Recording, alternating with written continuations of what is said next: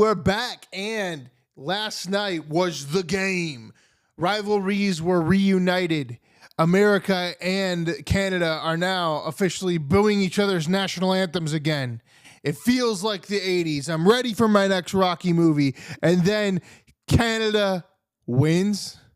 Canada wins. Really? This is the most un-American thing to happen to Donald Trump since Donald Trump. I mean, somebody needs to let him know that we just lost a hockey game to Canada because we got Elon Musk over here wielding a chainsaw with the president of Algeria, or what the hell's the country? The Argentina, the German, the Nazi, the secret Nazi nation. Yeah, well, they're out there throwing chainsaws and stuff, and everybody else is looking for gold. They're looking for gold at Fort Knox. I don't know if it's a troll, if it's a real thing. If we do open up a big vault that's supposed to have a bunch of gold in it and there's no gold in it, that could be bad for Donald Trump's stock market that he likes to brag about a lot. Also, just I don't want to open it up and not find out that there's no gold in it. So I'm really hoping that if they are opening it up, they know that there's gold in it. Because if there's not, that's a lot of bad news. For those of you that don't understand what's going on, me either. Gold bars, Fort Knox, some kind of conspiracy from Alex Jones from like 1998. And they're gonna go in there and open it up and find out for the incel if there was gold or not. They are talking about giving us checks though for cutting all this stuff in the government, and I'm liking that deal. Like, I will, yes, give me a check for the cutting the stuff. But the Crockett lady, she mentioned, she was like, this is just a ruse. They're gonna say this, but they know that they need Congress's approval, and they're not gonna get it to get money like they did during COVID. A lot of those checks were executive orders, if I believe correctly. And I'm pretty sure Donald Trump will just give us money if he wants to. So Donald Trump give us money. And the guy at the CPAC was like, yeah, what about a $5,000 check? And I'm like, yo, if you're handing out $5,000 to everybody,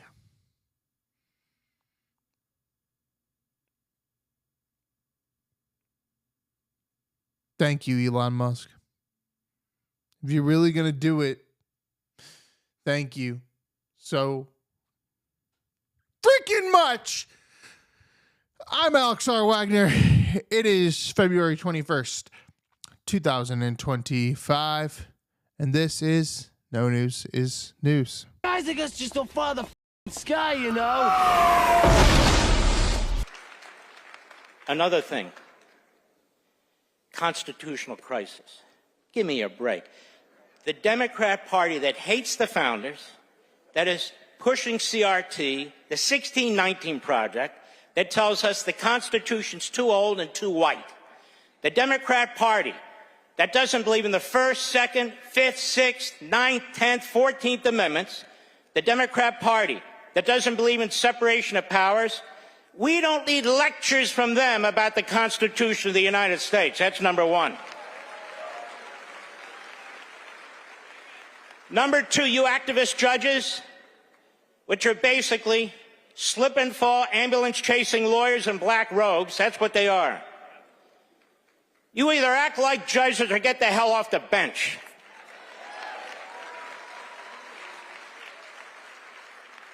You are the people destroying the Constitution. The President of the United States has a right to make personnel decisions. He has a right to make budget decisions. He has a right to restructure the bureaucracy. You know, I happen to have here a copy of the Constitution. Not that you need it. I mean, you really do pretty much. This little baby sticks with me all the time. And let me tell you something. You know how many federal district judges are in this Constitution? None. They're created by Congress. That's right. So Congress has the power to make decisions over the executive branch? I thought it was separation of powers. Judges have the power to tell the CDC what to put on their website? How's that separation of powers? We have a big problem in this country. We can't decide if we're a constitutional republic, a federal republic, a representative republic, or a republic at all. And the truth is that if they have their way, the people who are worried about the Constitution, first of all, what Constitution are they worried about? The old Soviet Constitution? Because they're sure as hell not worried about our Constitution, that I can tell you. You can't be a Marxist and Islamist, a radical leftist, and support the Constitution of the United States. You just can't. Fraudsters, liars, cheaters, globalists, and deep state bureaucrats are being sent packing. The illegal alien criminals are being sent home. We're draining the swamp and we're restoring government by the people, for the people. For years, Washington was controlled by a sinister group of radical left Marxists, warmongers, and corrupt special interests who drained our wealth, attacked our liberties, obliterated our borders, and sucked our country dry. Not any longer. But on November 5th, we stood up to all the corrupt forces that were destroying America. We took away their power. We took away their confidence. They lost their confidence, you know. Do you ever watch? They lost their confidence. Oh, it's so nice to watch. We're also going to Fort Knox. I'm going to go with Elon. And would anybody like to join us? Because we want to see if the gold is still there. We want to see. Wouldn't that be terrible? We open up this Fort Knox. It's just solid granite that's 5 feet thick. The front door, you need 6 musclemen to open it up. I don't even think they have windows. Wouldn't that be terrible if we opened it up and there was no gold there? So we're going to open those doors. We're going to take a look. And if there's 27 tons of gold, we'll be very happy. I don't know how the hell we're going to measure it, but that's okay. We want to see lots of nice, beautiful, shiny gold in Fort Knox. Don't be totally surprised. We open the door, we'll say, there's nothing here. They stole this too. I am living the American dream. And anyone that thinks the American dream is dead, just look right here. You're talking to a first-generation Indian kid who's about to lead the law enforcement community, the greatest nation on God's green earth. That can't happen anywhere else.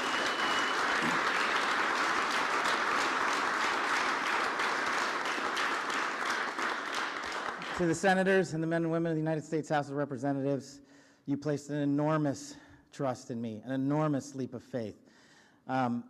One that I didn't know that I could possibly earn back, but I'm going to spend every single day on this job doing so.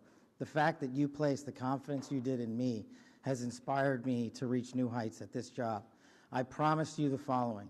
There will be accountability within the FBI and outside of the FBI, and we will do it through rigorous constitutional oversight starting this weekend. Yeah. I'm just not here without you guys, and look, I know the media's in here, and if you have a target, that target's right here.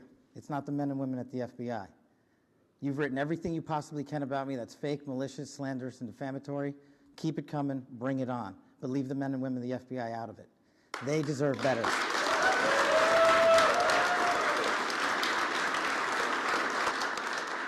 And for those of you who think that there's going to be a two-tier system of justice, not with Attorney General Bondi.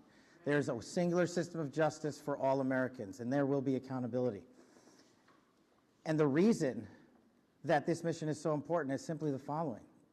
100,000 people last year raped. 100,000 people died of CCP, fentanyl overdose, and heroin. 17,000 homicides. Violent crime is out of control. We cannot have a United States of America where that is acceptable, where someone dies every 30 minutes, where someone ODs every 7, where someone's raped every 6. That cannot be allowed to continue, and it will not be allowed to continue. Our national security mission is equally as important.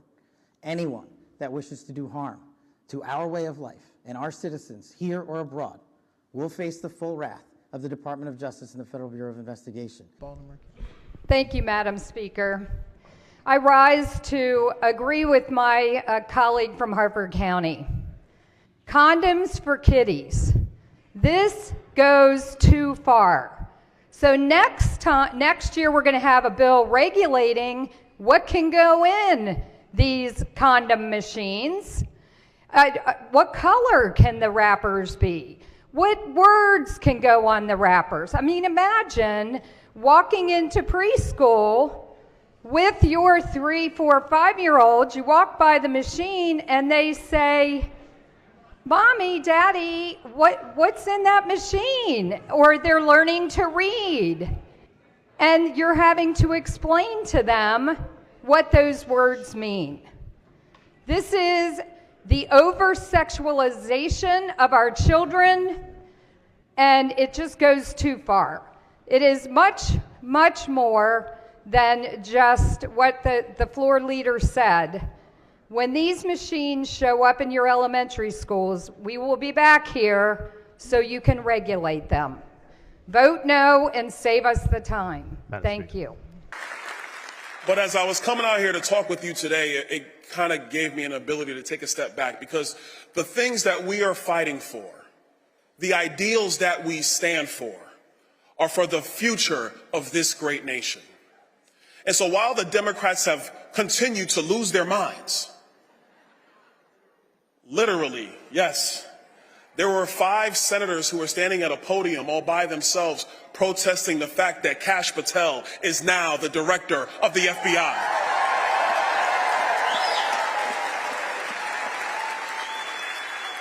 You have Democratic members of Congress who are standing outside of the USAID building protesting the fact that Donald Trump has delivered on the promise of cleaning out the waste, the fraud, and an abuse in our federal government. Some of their donors are pissed at him, and they frankly should be pissed at him. I mean, they just wasted, what is it, $1.5 billion for a devastating loss? That's really expensive. To those donors, you should come and join us. We actually believe in using money efficiently and effectively.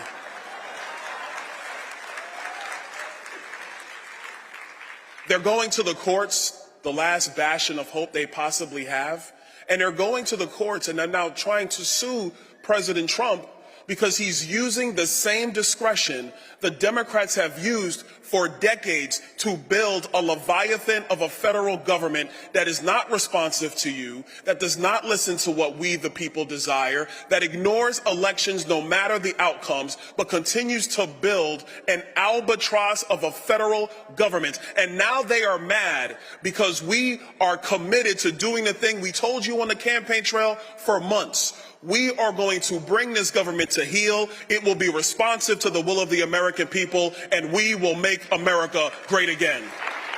So, you're a mom. I am. Isn't that fabulous? It's the best thing ever. It's the best thing ever. It is. And I will tell you, in my time at the White House, it was with Sarah Huckabee Sanders, Ivanka Trump, Kellyanne Conway, Brooke Rollins. Between all this, we had 19 kids. I just, goodness gracious, a lot of kids. It's a huge sacrifice. It's a huge sacrifice. But you look at your son, Nico, and why are you doing what you're doing? For him and for all of the other children in this country, we have a country to save. And, you know, I want my son to grow up in a free and patriotic America that we can be proud of. And thank you. I try to remind myself of that.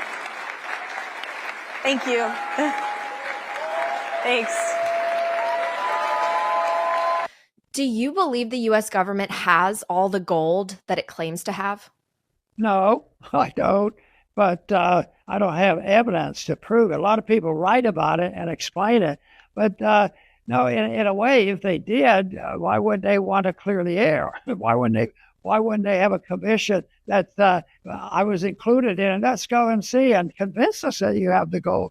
So no, and even if they showed us the gold, maybe the gold has been loaned out. They do a lot of loaning gold, and they have other ways of having a gimmick to deceive the people, and they can get away with that for years and years because from the beginning of the Fed with to go to $20 an ounce, it went all the way to 1971 by just lying to the people.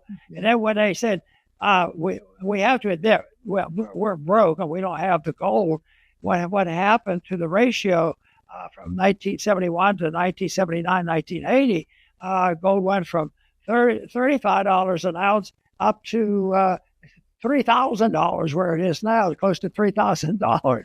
So that's a lot of catching up to do. Good evening, folks. So I just had An Garda Síochána at my door. So for those that don't know, An Garda Síochána, it's the Irish police force. So I had 2 armed detectives just at my door here wanting to know if I'd like to make a statement about a complaint that was made about me. So someone has complained that one of my social media posts, one of my alleged social media posts about an alleged rape of a child in County Mayo has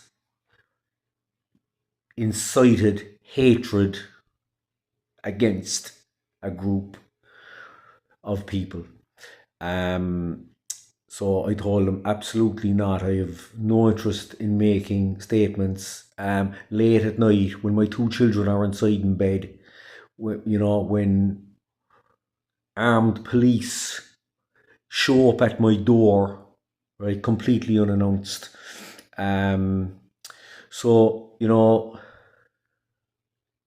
just when you thought that Ireland couldn't get any crazier, we now have the Irish police force knocking on people's doors armed for social media posts. No threats, no directing violence, social media posts that people's feelings are getting hurt by.